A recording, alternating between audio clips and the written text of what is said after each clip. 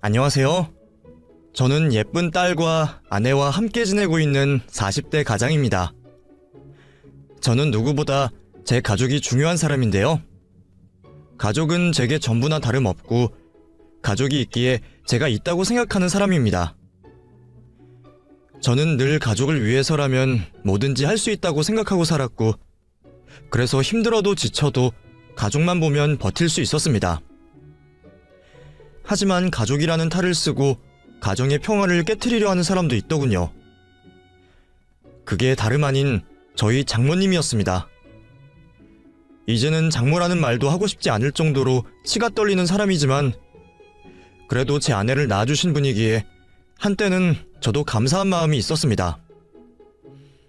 그런데 그런 사람이 남보다 못한 짓을 벌이고 우리를 괴롭힌 것을 생각하면 저는 지금도 화가 삭지 않는 것 같습니다. 그래서 오늘은 그 이야기를 해보려고 합니다. 저와 아내는 지인의 소개로 만나 평범한 연애를 하며 자연스럽게 결혼을 고민하던 사이였습니다. 모든 연애가 결혼으로 이어지지 않는다지만 아내와 저는 처음부터 서로가 동반자가 되리라는 것을 너무 잘 알고 있었어요. 어떤 상황에서도 서로를 탓하지 않고 이해하는 사이라는 게 저희가 오래 연인이 될 수 있는 방법이었죠. 남들이 보기에는 크게 높낮이도 없고 지루해 보일지 모르는 사랑인지 모르겠지만 저희는 서로를 많이 아끼고 사랑했습니다.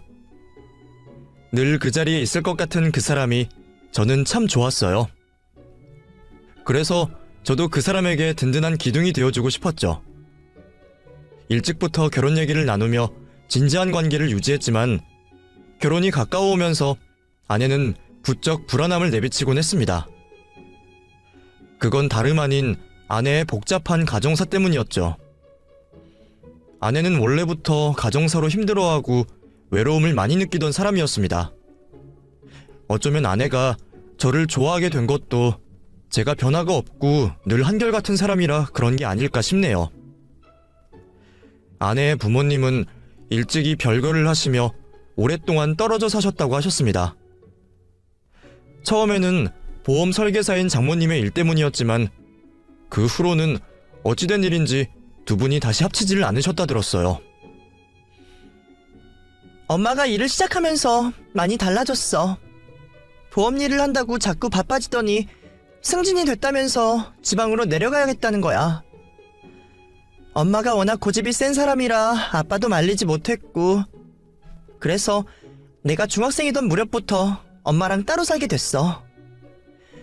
처음에는 그래봤자 1년이나 2년이나 되겠지 싶었는데 엄마는 그 후로도 돌아올 생각이 없어 보였어. 심지어 그 사이에 직장을 옮겨서 가까이로 이사를 왔는데 말이야.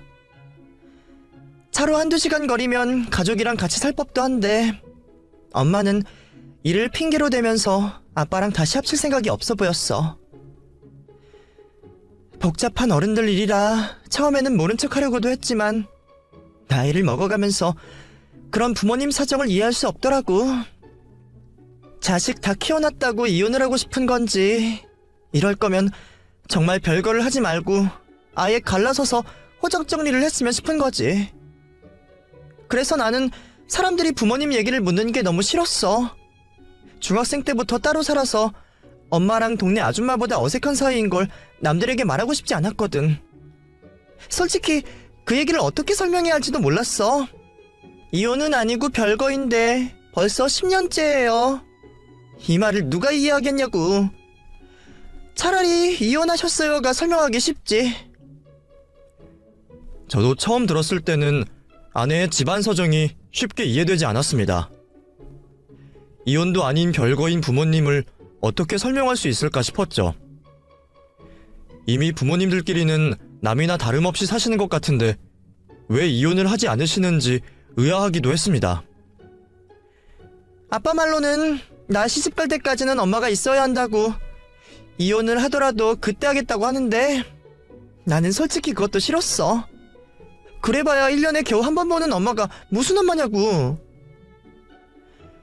한참 어머님의 보살핌이 필요할 청소년기에 어머니와 멀어져 버린 아내는 자기 어머니에 대한 그리움만큼이나 원망이 큰 사람이었습니다. 그래서 저희가 결혼을 준비할 때에도 어머니에게 연락을 해야 하는지 말아야 하는지 고민이 무척 많아 보였죠. 아내 말로는 오지 말았으면 좋겠다고 하면서도 한편으로는 어머니들 한복을 고르며 고민을 하고 있었습니다. 저희 집에서야 저희들이 오래 만난 만큼 아내의 가정사도 대충 알고 계시고 그런 걸로 며느리 차별하실 분도 아니라 걱정이 없었지만 그건 오로지 아내 스스로의 고민이었습니다. 아내가 결정할 일이기에 저는 아무것도 대신 해줄 수가 없었죠. 그런데 아내가 고민을 마치기도 전에 상황은 종료되고 말았습니다. 장모님이 어떻게 아셨던 건지 저희의 결혼 소식을 아시고는 먼저 저희들을 찾아오셨더라고요. 너는 어떻게 결혼을 한다면서 나한테 말을 안 할 수가 있니? 내가 남한테 네 결혼 소식을 들어야겠어? 아직 청첩장도 안 나왔어. 청첩장 나오면 말할까 했었어. 할까 했어?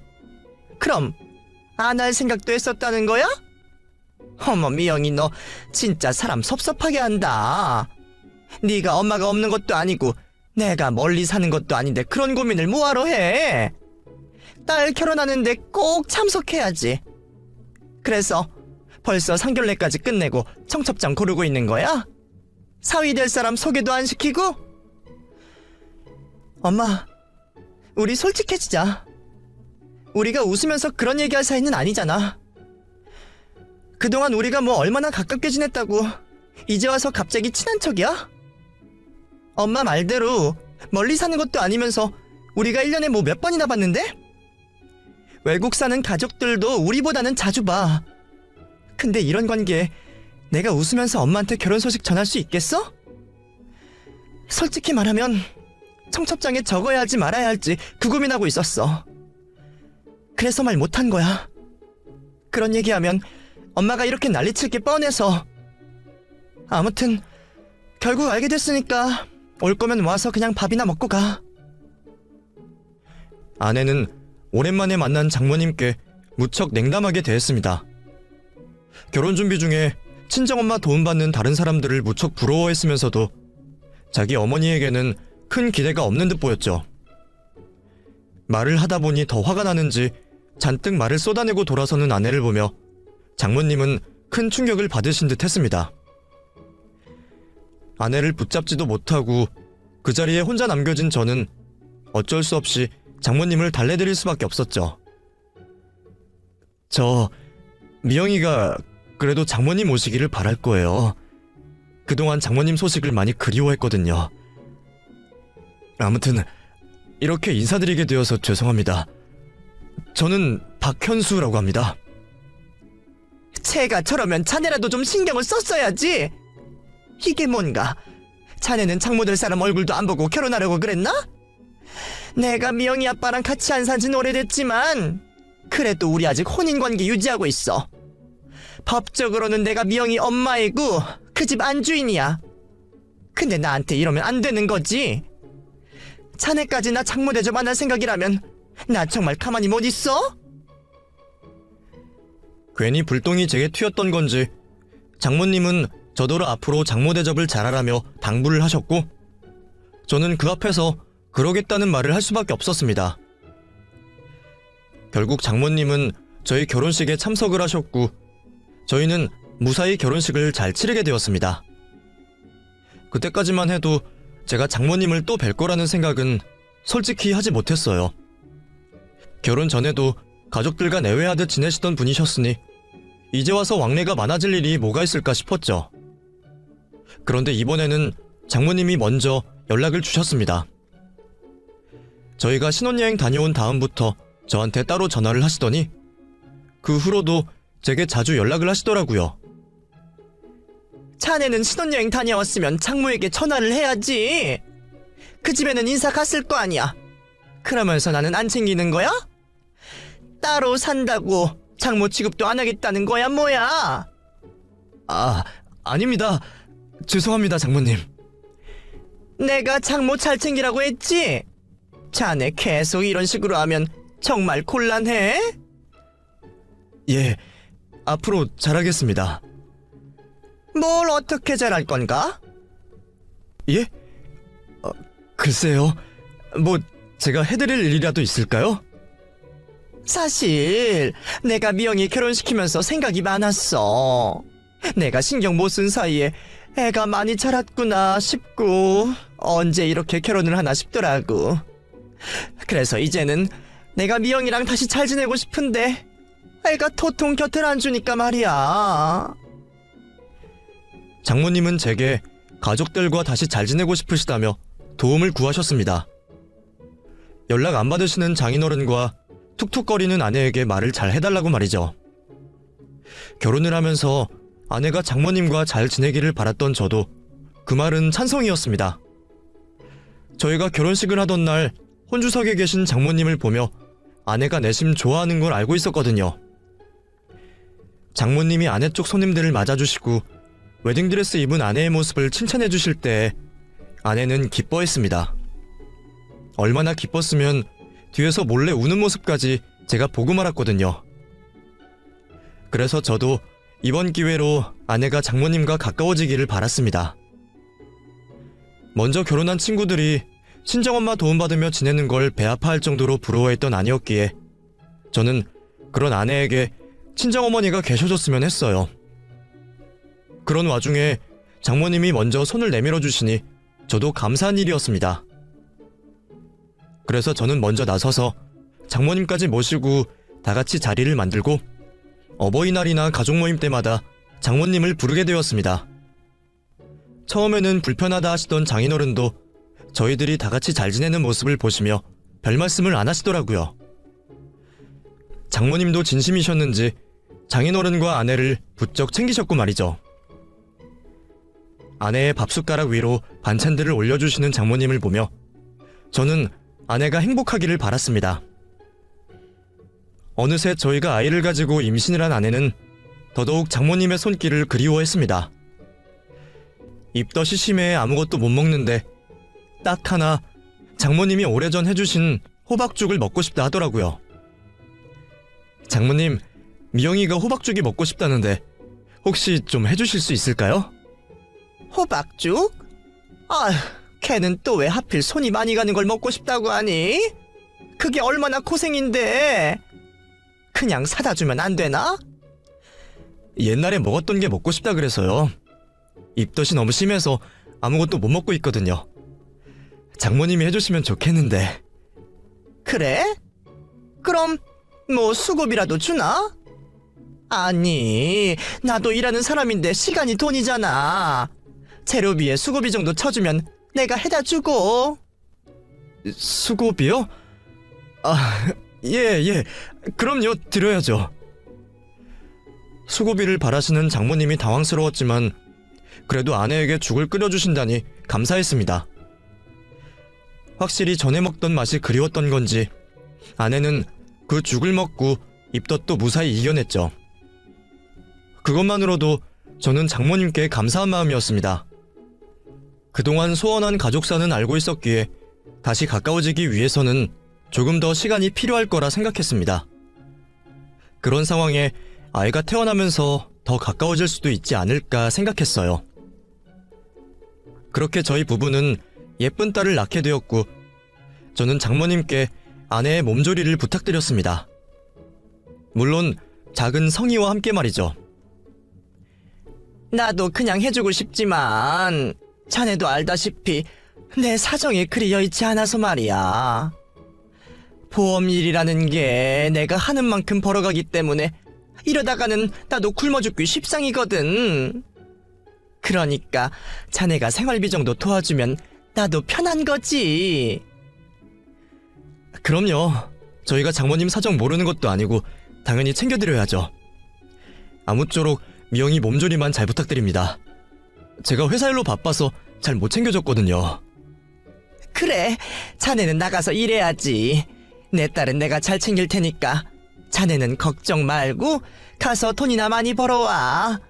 뭐 월급쟁이 월급이 거기서 거기겠지만. 장모님 말씀처럼 저는 평범한 월급쟁이라 장모님께 매번 수고비를 챙겨드리는 게 쉬운 일은 아니었습니다.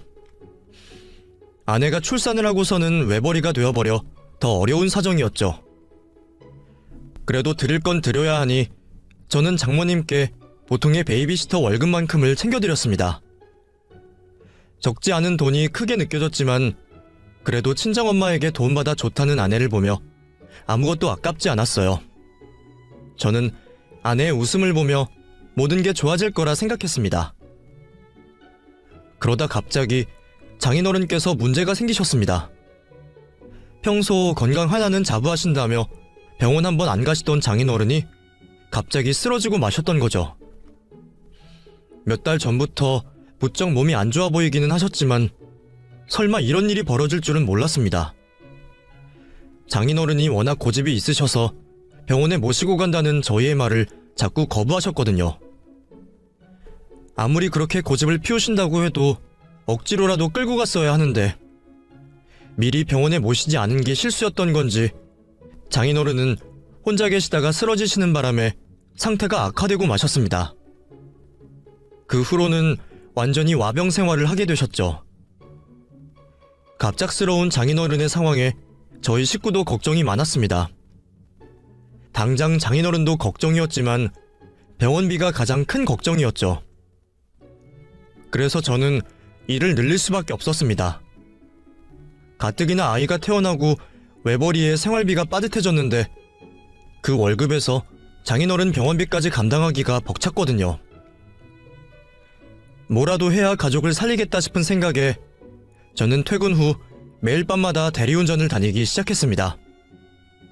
주말에도 일을 하고 밤낮 없이 일을 할 수밖에 없었죠. 아내는 당연히 그런 제 건강을 걱정했지만 다행히 잠도 별로 없고 건강 체질인 탓에 충분히 할 수 있을 것 같았습니다. 그날도 저는 평소처럼 대리운전 콜을 기다리고 있었습니다. 늦은 밤이었지만 술자리 약속이 별로 없는 평일이라 그런지 대리운전을 찾는 손님은 그리 많지 않았었습니다. 그래도 운이 좋게 끊기지 않고 건수를 잡을 수 있었고 덕분에 저는 오랜만에 기분이 좋았네요. 투잡으로 대리운전 일을 시작한 지 1년이 넘었는데도 오늘같이 꾸준한 날은 별로 없었기에 매일이 오늘만 같아도 돈 걱정은 없겠다 싶을 정도였죠. 그러던 중 또 콜 하나가 잡혔는데 저는 익숙한 주소에 깜짝 놀라고 말았습니다. 출발지는 제가 있는 곳 근처의 술집이었지만 도착지가 제가 아는 곳이었거든요.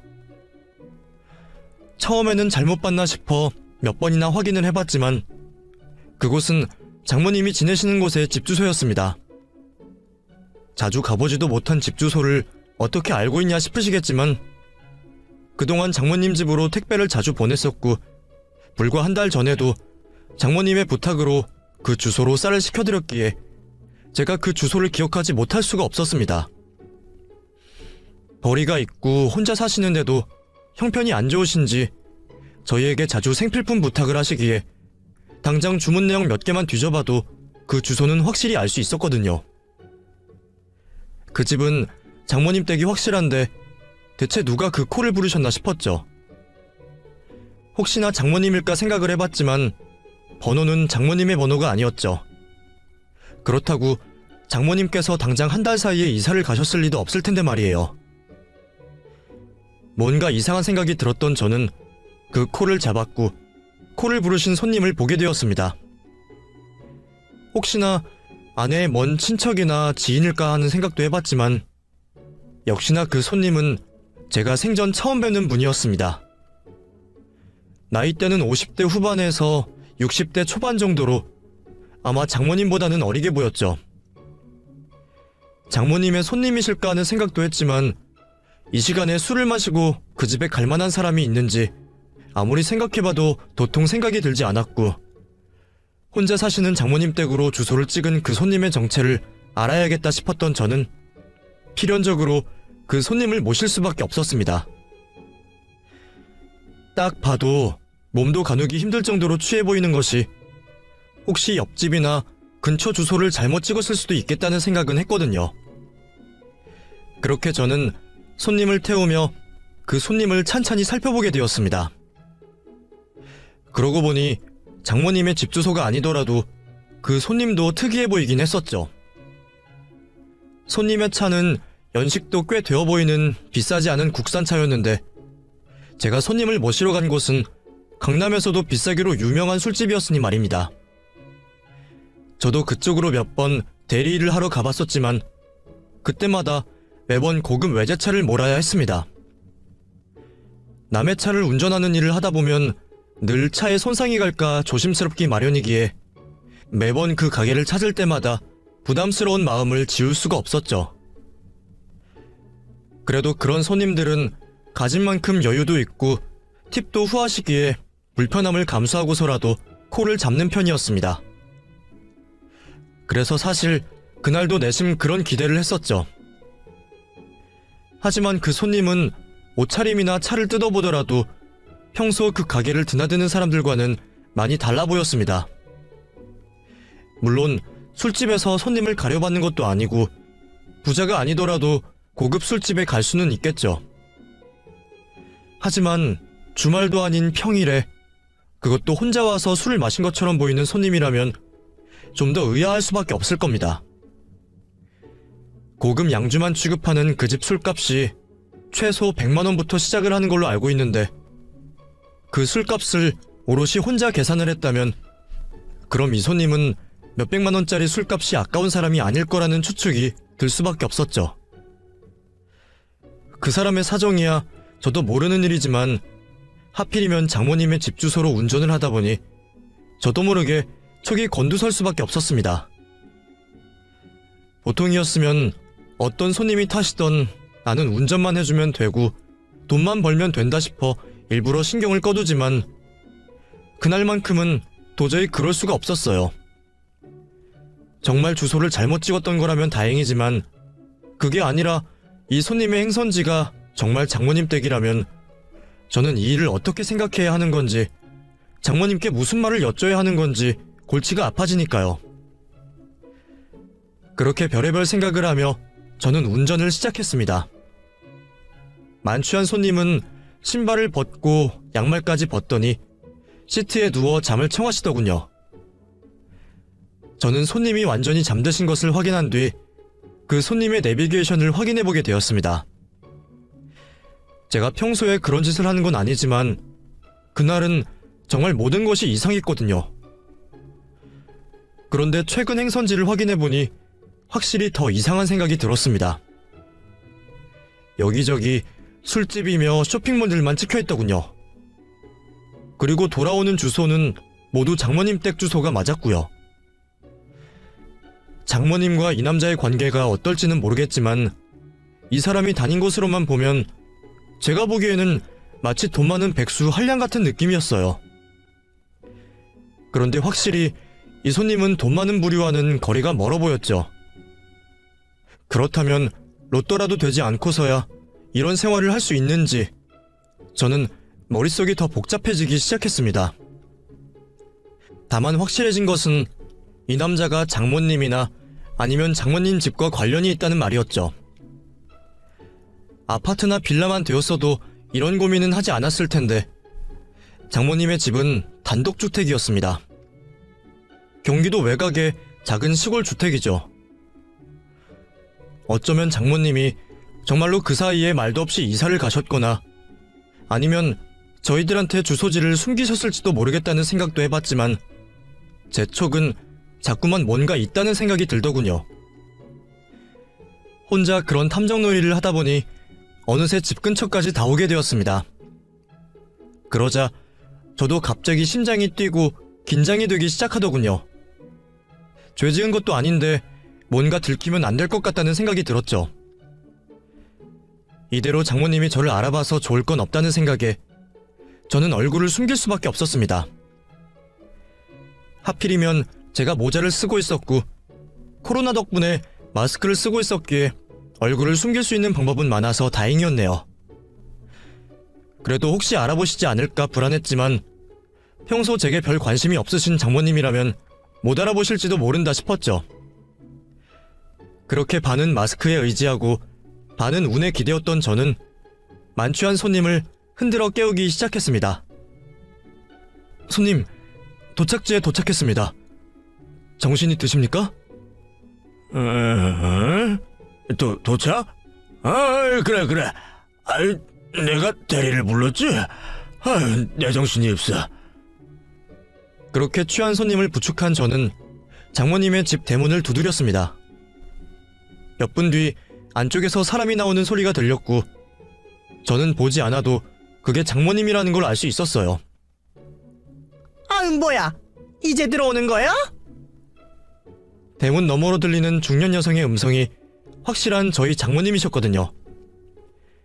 이윽고 대문이 열린 순간 저는 충격적인 광경을 마주할 수밖에 없었습니다. 자기 대체 뭐야? 술을 왜 이렇게 많이 마셨어? 장모님이 애교 넘치는 목소리로 그 남자를 반기더군요. 장인어른 앞에서는 한 번도 보인 적 없던 환한 장모님의 미소를 보며 저는 둘의 관계를 확신할 수밖에 없었습니다. 나 좀 술 많이 먹었어. 취한다. 그러게 뭘 그렇게 많이 마셨어? 어디 갔었어? 몰라. 그냥 어디 갔지? 기사님, 이 사람 어디서 오는 길이에요? 갑자기 제게 질문을 하는 장모님 때문에 저는 너무 놀라 심장이 떨어지는 기분이었지만 티는 내지 않았습니다. 예? 어디서 오느냐고요? 예. 저 강남에 있는 술집입니다. 겨우 목소리를 변주하여 한마디를 하면서도 혹시나 내 목소리를 알아들으실까, 나를 알아보실까 겁이 났지만 다행히 장모님은 저를 전혀 알아보지 못하셨습니다. 그리고는 둘이서 만담을 하듯 얘기를 떠들더군요. 뭐야? 거길 갔어? 아니 거기가 얼마나 비싼데 거길 가서 술 마셔? 나 기분 좋아서 좀 마셨지. 어차피 곧 큰 돈 들어올 텐데 그 정도가 대수야? 당신 남편 죽으면 돈 들어올 거라며. 그 재산이랑 보험금만 몇 억인데 이 정도 술값이 대수야? 그래, 다음에는 당신이랑 같이 가자. 순간 저는 머리를 한 대 얻어맞은 듯 충격을 받을 수밖에 없었습니다. 장모님 남편이라면 저희 장인어른이실 텐데 그럼 이 남자가 말하는 남편의 재산과 보험금이 저희 장인어른의 돈일 테니 말입니다. 무슨 로또라도 돼서 분에 넘치는 사치를 하고 다니는가 했더니 이 사람이 믿을 구석이 있기는 했던 모양입니다. 장모님과 이 남자의 관계를 의심하면서도 이 남자를 보며 장모님께 얹혀 사는 기둥서방 같은 게 아닐까 생각은 했었는데 정말로 이 둘의 관계를 보니 제 예상이 한치도 틀리지 않았구나 하는 생각을 할 수밖에 없었죠. 하지만 장인어른에 대한 이야기가 나올 줄은 상상도 하지 못했습니다. 별거하신 지 오래되셨으니 애인이 있을 수는 있다 생각했었지만 설마 아프신 장인어른을 두고 이러실 줄은 몰랐네요. 바빠서 간병도 못 도와주신다던 분이 애인과 이런 시간을 즐기고 있을 줄은 몰랐기에 저는 장모님의 이중 생활에 큰 충격을 받을 수밖에 없었죠. 하지만 더 놀라운 일은 장인어른의 이야기였습니다. 장인어른이 돌아가시면 유산이야 조금 있겠지만 보험금이라니 그건 또 무슨 이야기인가 싶었죠. 저희가 알기로 장인어른 앞으로 사망보상은 없는 걸로 알고 있었거든요. 모든 것이 혼란스러웠던 저는 서둘러 그 자리를 피할 수밖에 없었습니다. 아니나 다를까 장모님이 혹시나 싶었는지 제 앞에서 그 남자의 입단속을 시키는 걸 보니 그 얘기를 듣고 있던 게 저라는 게 밝혀지면 장모님이 가만히 있지 않을 것 같다는 생각이 들었어요. 그래서 저는 정체를 들키기 전에 서둘러 자리를 뜨는 수밖에 없었습니다. 그럼 저는 가보겠습니다. 감사합니다. 다행인지 저를 끝까지 알아차리지 못하는 장모님 덕분에 저는 아무런 위험 없이 그 집을 벗어날 수 있었습니다. 그리고 한참 동안 쉬지 않고 뛰어서 그 동네를 벗어나게 되었죠. 너무 큰 충격을 받아서인지 그날은 도저히 더 일을 할 수가 없었던 저는 막차를 타고 집으로 돌아가게 되었고 이미 잠들어 있는 아내의 얼굴을 보며 어렵게 눈을 붙이려 했습니다. 하지만 아까의 그 일들이 너무 생생해서 도저히 잠이 오지 않았죠. 보험금이 대체 무슨 이야기일까 곰곰이 생각해보던 저는 오래전의 일이 떠올랐습니다. 저와 아내가 결혼하던 그때에 장모님을 만나고 나서 벌어졌던 그 일 말이죠. 그때 장모님은 저 모르게 제 동의도 얻지 않고 저를 보험 상품에 가입시켜 두셨습니다. 저는 서류 한 장 받지 못했지만 보험 설계사인 장모님 혼자 일을 벌이셨죠. 우연히 제가 가입한 적도 없는 보험이 있다는 걸 알게 된 제가 그게 장모님 짓이라는 것을 알고 그때 일로 아내가 장모님과 크게 싸워서 난리가 나기도 했었습니다. 결혼식에 부르지 않겠다며 한바탕 소동이 있었죠. 그 와중에 장모님은 제 탓이라며 미안하다는 말 없이 보험 해약만 하셨고 저도 좋은 게 좋은 거라 생각하며 그 일을 더 문제 삼지는 않았었습니다. 그런데 그 생각을 하자 저는 장인어른에게도 당사자가 모르는 보험이 있을지 모른다는 생각을 할 수밖에 없었어요. 그 생각을 하니 장모님의 모든 행동들이 다 의심스러워지더군요. 굳이 제게 부탁하시면서까지 가족들과 다시 가까워지고 싶다고 하셨던 것도 이상했죠. 그때야 나이가 들고 세월이 흐르니 가족의 정이 그리우신가 보다 생각했지만 그 가족들 몰래 어린 애인까지 두고 사시는 장모님을 알고 나니 그분이 과연 아내와 장인어른을 생각이나 하고 계실까 의심이 들었습니다. 그날 밤새도록 저는 그 고민에 잠을 이루지 못했습니다. 누구보다 빨리 아내에게 상황을 알려야 한다는 걸 알면서도 그 일로 또다시 어머니에게 상처를 받게 될 아내의 걱정에 쉽게 입이 떨어지지 않았어요. 결혼하고서야 친정엄마의 사랑을 받아본다며 좋아하던 아내였는데 지금도 장인어른이 쓰러지시고 바빠서 간병을 도와주지 못하신다는 장모님의 말을 철석같이 믿고 있을 아내에게 제가 본 일을 어떻게 쉽게 전할 수가 있을까 싶었습니다. 출근을 해서도 하루 종일 고민만 하다가 일도 손에 잡히지 않고 이럴 거면 그냥 빨리 얘기를 하는 게 낫다 싶었죠. 결국 저는 회사에 반차까지 내고 집으로 다시 돌아올 수밖에 없었습니다. 어머, 당신 이 시간에 웬일이야? 근처로 외근이라도 나온 거야? 아니야, 나 오늘 반차 썼어. 반차? 반차는 왜? 어디 아픈 거야? 아니, 그게 아니라 당신한테 꼭 해야 할 이야기가 있어서. 얘기를 할 거면 퇴근하고 저녁에 하면 되지. 뭐하러 반차까지 냈어? 고민하다 보니 머리 아파서 일이 되지도 않고 당신한테 얘기할 거면 조금이라도 일찍 얘기해야 할 것 같아서. 심각한 얘기야? 무슨 얘기인데 이렇게 심각해? 나 좀 걱정되려고 그러네? 당신 뭐 빚이라도 진 거야? 그게 아니라 나 사실 어제 장모님 댁에 다녀왔어. 어제? 어젯밤에? 왜? 엄마한테 무슨 일 있대? 그게 아니라 그쪽으로 대리운전 콜이 잡혔거든. 내가 어제 마지막 손님으로 중년 남자 한 분을 태웠어. 그 손님이 이상하게 장모님 주소로 콜을 잡았더라고. 처음에는 손님이 주소를 잘못 찍었나, 친척인가, 아니면 장모님이 이사를 가셨을까 별 생각을 다 했는데 가고 봤더니 장모님이랑 그 남자랑 아는 사이인 거야. 제가 거기까지 이야기를 했을 때 아내는 얼굴이 구겨지며 충격을 받으면서도 담담한 척 말을 했습니다. 엄마 애인이었구나. 그래, 뭐 그럴 수 있다는 생각은 했어. 엄마 아빠 둘이 말이 별거지 남이나 다름없잖아. 아내 역시 저처럼 장모님이 호적상 남편을 두고 바람을 폈을지 모른다는 생각을 해보기는 했던 모양입니다. 그래도 재결합할 것처럼 굴길래 이제는 뭔가 좀 달라졌나 했더니 결국 그랬구나. 하긴 바쁘다는 핑계로 아픈 아빠 한 번 찾아오지 않는 걸 보면서 나도 이상하다 싶기는 했어. 언제는 아빠랑 다시 잘해보고 싶다고 그러더니 아빠 아프니까 갑자기 다시 멀어졌잖아.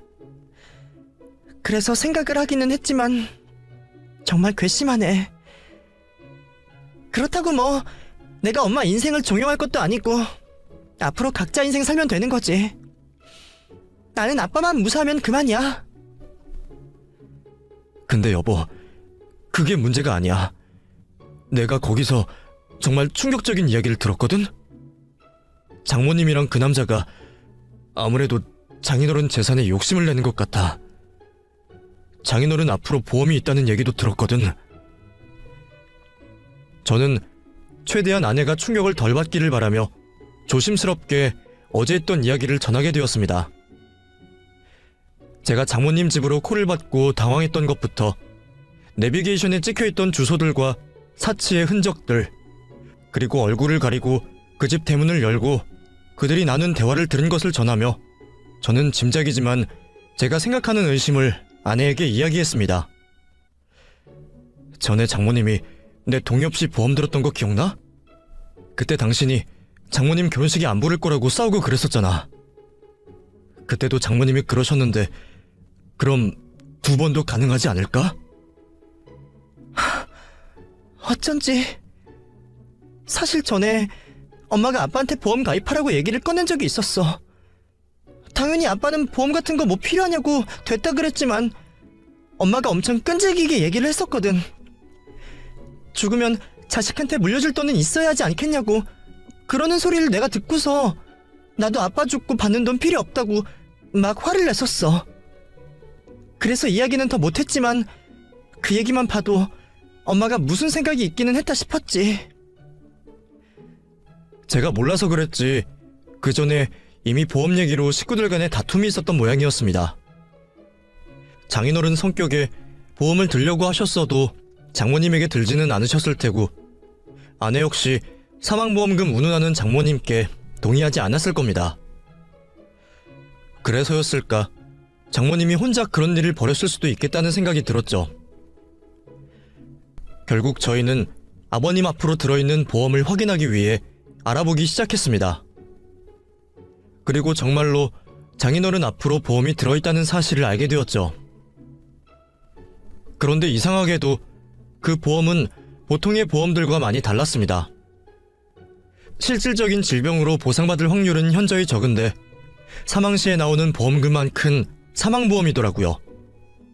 그걸 보면 처음부터 가입할 때 사망보험을 탈 작정으로 가입이 되어 있다는 게 확실해 보였습니다. 심지어 가입 시기를 보니 장인어른이 쓰러지기 몇 달 전인 것으로 보아 장인어른의 건강이 나빠지는 걸 보고 보험을 가입시킨 게 아니었을까 싶은 생각이 들었습니다. 가족들도 아무도 모르고 당사자도 모르고 있던 보험을 누가 가입시켰을까 하는 것은 찾아보지 않아도 확실한 일이었지만 역시나 범인은 장모님이셨네요. 그리고 그 보험의 수혜자 역시 장모님이셨습니다. 그 사실에 저희 부부는 소름이 돋았습니다. 대체 뭘 원해서 이런 일을 벌였을지 가족들 몰래 이런 일을 꾸민 장모님이 무서워지기까지 했죠. 뒤늦게 사실을 알게 된 저희는 상황을 해결해보려 노력했지만 장인어른이 저렇게 누워 계신 상황에서는 할 수 있는 일이 아무것도 없었습니다. 죄다 본인이 직접 하지 않으면 안 된다는 말뿐이라 직계가족인 딸조차도 할 수 있는 일이 없더라고요. 그렇게 알아다니다 보니 저희들은 더 무서운 일을 알게 되었습니다. 장인어른이 언제 회복하실지도 모르는 이 상황에 지금 당장 보험금만이 문제가 아니라는 것을 말이에요. 엄마 아빠가 아직도 혼인관계잖아. 그럼 아빠가 죽고 나면 엄마가 아빠 재산을 받게 된대. 심지어 나보다 많이. 뭐? 아니, 제대로 된 혼인관계도 아니고 서류상으로만 부부인데 그런 게 어디 있어? 법이 그렇대. 별거 중이던 재혼이던 일단 법적으로 부부라면 배우자가 1.5의 재산을 가져간다는 거야. 자식들은 일식 받게 되고. 그러니까 아빠가 이러다가 갑자기 돌아가시기라도 하면 나는 엄마한테 아빠 재산을 더 많이 내줘야 하는 거야. 거기다가 아빠 앞으로 들어있다는 사망보험까지. 엄마가 들은 거라 아빠 동의 없이 해지도 못 시킨다고 이러는데 이걸 어떻게 해? 그제서야 저는 혼인관계를 끝까지 유지하려 하셨던 장모의 큰 그림을 깨달을 수밖에 없었습니다. 법적으로 혼인관계인 장모님이 계신 이상 자식인 저희는 장인어른 대신 어떤 것도 할 수가 없었어요. 이대로라면 정말 아내 말대로 장인어른에게 아무 도움도 되지 못한 장모님 혼자 욕심을 챙기게 되는 일이었습니다. 돈도 돈이었지만 그보다는 사람 마음 문제였죠. 나 엄마가 아빠 돈 가져가는 꼴은 못 봐. 아빠 목숨값 받아가는 것도 못 보고. 차라리 그 돈 다 버리면 버렸지. 그 여자가 아빠 덕에 잘 먹고 잘 사는 일은 절대 못 보겠어.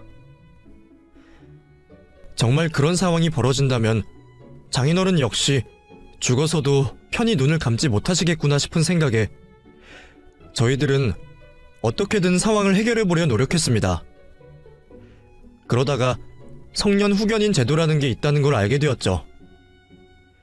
부모 자식 간이라도 특정 상황에 놓여있을 때는 자식이 부모의 후견인이 되어 대리인이 될 수 있다는 거였어요. 그 사실을 알게 된 저희는 그제서야 조금 빛이 보이는 기분이었습니다. 물론 성년 후견인이 되는 일도 쉽지는 않았지만 지푸라기라도 잡아야 할 수밖에 없었기에 저희들은 마지막까지 어떤 노력도 할 준비가 되어 있었습니다. 결국 반년이나 걸려 성년 후견인 심사가 끝났고 비로소 아내는 장인어른의 대리인이 될 수 있었습니다. 반년이 짧은 시간이 아니다 보니 하루하루가 급한 저희에게는 너무 긴 기다림이었지만 그렇다고 해서 저희가 그 시간 동안 넋놓고 있던 것은 아니었습니다. 저희는 그동안 더 큰 계획을 세우고 있었어요. 결국 성년 후견인이 되기로 한 것도 장인어른과 장모님을 이혼시키는 것이 목적이었기에 이혼을 하기 위한 준비를 해야 했죠. 저는 대리운전을 다니며 틈틈이 장모님을 쫓아다녔고 그 사이 장모님이 애인과 동거 중이며 불륜관계라는 증거들을 모아두었습니다. 이미 같이 살고 있는 것이 확실했기에 크게 힘든 일은 없었지만 그 사이에 혹시라도 장모님에게 덜미가 잡혀 무슨 일이 나지는 않을지 불안함에 떨며 지내야 했었어요. 그래도 무사히 증거를 잡았고 저희는 차근차근 이혼 준비를 시작하게 되었습니다. 어쩌면 장모님이 애인을 만드신 것이 정말 신의 한 수였습니다. 아무리 성년 후견인이 된다 해도 대리인이 이혼 소송을 하기가 쉬운 일은 아닌데 이럴 경우 확실히 이혼 성립이 될 수 있는 요건들이 중요하다고 하더군요. 그 중에서 가장 쉬운 방법이 바로 배우자의 외도였습니다. 장모님의 외도 정황만 확실하면 일은 쉽게 풀릴 수 있기에 저희는 그제서야 조금 불안한 마음을 내려놓을 수 있었죠. 덕분에 지난 반년간 아내와 저는 정말 정신없이 지내야만 했습니다. 아내는 누워 계시는 장인어른 챙기면서 성년 후견인 일로 여기저기 뛰어다녔고 저는 혼자 돈 벌러 다니면서 장모님의 뒤를 캐고 다녔죠. 그전에도 장인어른 병원비 때문에 대리운전까지 하며 버거운 삶을 살았으니 일이 늘어서 더 바빠진 건 당연한 일이었습니다. 그래도 제 가족 일이니 당연하다 생각했는데 아내는 그게 늘 마음에 걸렸던 모양이었어요. 당신 요즘 일하랴 이런 거 알아보랴 힘들지? 괜히 복잡한 우리 집 일에 끼어들어서 당신까지 힘들게 해서 미안해. 당신이 나 때문에 너무 고생이 많은 것 같아. 나 말고 다른 여자 만났으면 걱정 없이 살았을 텐데. 무슨 그런 소리를 하고 있어. 부부 일심동체 몰라? 그리고 장인어른 일이 왜 남의 일이야. 내 아버지 같은 분이신데. 내가 하고 싶어서 하는 일이니까 당신은 두 번 다시 그런 소리 하지 마. 그래도 저희들은 서로가 있었기에 여느 때처럼 힘든 이 시기를 잘 이겨낼 수 있지 않았나 싶었습니다. 아무리 힘들고 슬퍼도 위로해줄 서로가 있었으니까요. 그래서 저는 더더욱 장모님을 이해할 수 없었습니다. 가정을 꾸리고 책임을 지는 일 없이 자기 멋대로 살더니 가장 힘들고 취약할 때 이런 식으로 가정을 이용하려 하다니 말이죠. 애인 만들고 가족 등쳐먹을 생각을 하는 장모님을 떠올리면 저는 장모님이 원망스럽기만 했습니다. 그래서 꼭 법이 저희의 편이었으면 좋겠다고 생각했죠. 결국 모든 준비가 끝이 나고 저희는 곧바로 이혼 소송을 걸게 되었습니다.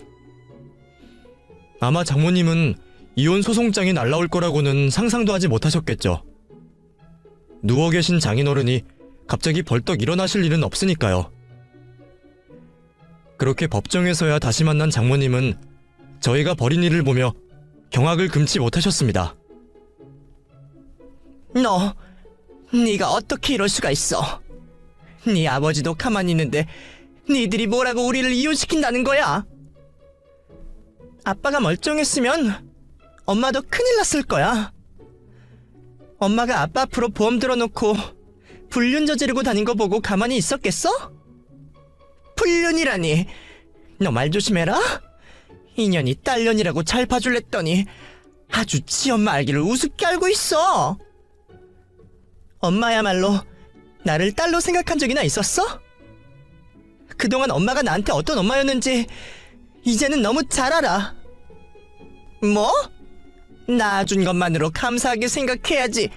이게 지금 어디서 소리를 질러?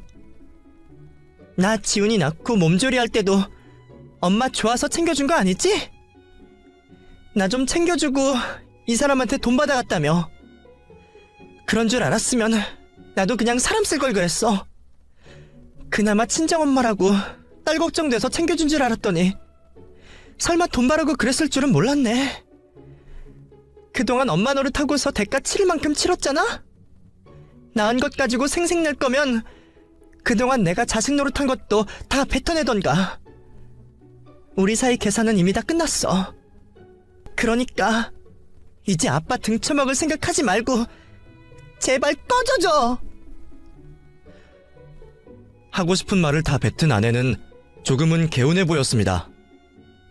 그리고 조금은 슬퍼 보였죠. 누구보다도 친정엄마의 정을 그리워했을 아내였기에 오만정이 떨어진 지금에도 씁쓸한 마음은 어쩔 수 없을 겁니다. 그걸 잘 알고 있던 저는 그저 말없이 아내를 위로할 수밖에 없었네요. 그래도 다행히 법은 저희의 손을 들어주었습니다. 이혼 소송은 다른 변수 없이 잘 끝이 났고 아내는 끝까지 장모님에게 받아낼 것을 받아내겠다며 상간남 소송까지 진행을 했습니다. 상황이 워낙 특수하다 보니 어려울 거라 생각했지만 혼인관계를 유지하며 불륜을 저지르는 건 역시나 잘못이었는지 이번에도 저희가 이겼네요. 저희들에게 제대로 뒤통수를 맞은 장모님은 저희를 가만히 두지 않겠다고 난리였지만 이번에도 아내는 참지 않았습니다. 아내는 장인어른 앞으로 들어있던 보험을 해지하며 그 과정을 보험사에 전달했습니다. 장모님이 남의 신원정보를 도용해서 불법으로 보험금을 편취하려 했다는 거였죠. 그래서 결국 장모님은 보험사에서 잘리게 되었다고 들었습니다. 그리고 들어있던 보험도 없는 일이 되며 그동안 장인어른 모르게 자동 납입되었던 돈도 전부 돌려받았죠. 솔직히 보험에 관련해서는 저희들도 고민이 많았습니다. 수혜자만 바꾸면 저희가 이득을 볼 수도 있었거든요. 사실 수억이라는 돈이 적은 돈은 아니기에 탐이 날 법도 했지만 장인어른이 직접 들어두신 것도 아니고 장인어른의 목숨과 바꾼 돈을 받고 싶지는 않다는 아내의 말에 저도 동의했습니다. 저희야 누구보다 장인어른이 다시 일어나시기를 바라는 사람들이고 그 돈이야 없어도 열심히 살면 그만이니까요. 그렇게 일은 잘 마무리가 되었고 저희는 여전히 장인어른을 돌보며 지내고 있고 앞으로도 잘 지내려 합니다. 그럼 제 이야기를 들어주신 여러분께 인사를 드리며 이야기를 마치겠습니다. 감사합니다.